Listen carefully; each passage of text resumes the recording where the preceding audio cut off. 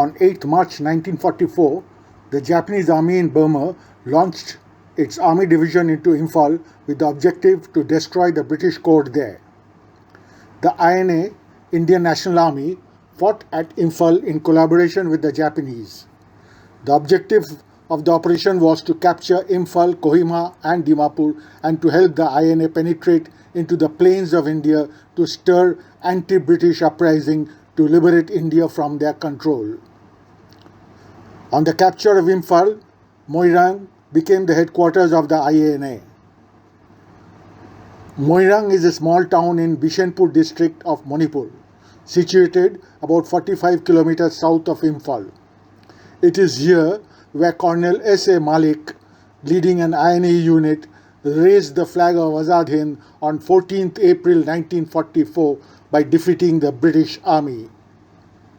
It was the first territory on our mainland liberated by the Azad Hind Fauj.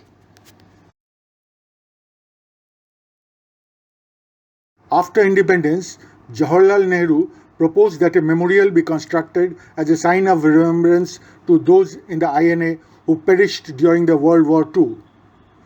Moirang was selected due to its symbolic role in the independence movement.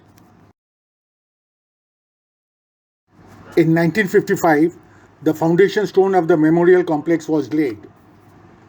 The INA Memorial Complex at Moirang now consists of 5 main units.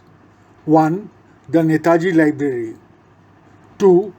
The INA Museum, where relics of war from across Manipur dating back to 1944 are displayed.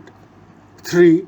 Bronze statue of Subhash Chandra Bose, which was put up by Manipur government in 1993 after the statue donated by the West Bengal government in 1971 was blown up earlier in 1993 by an unknown group. 4. Stone structure built in the traditional Manipuri style to mark the place of the first unfurling of the tricolour flag of Free India in 1944. 5. INA War Memorial, a replica of the one originally built in Singapore in 1945.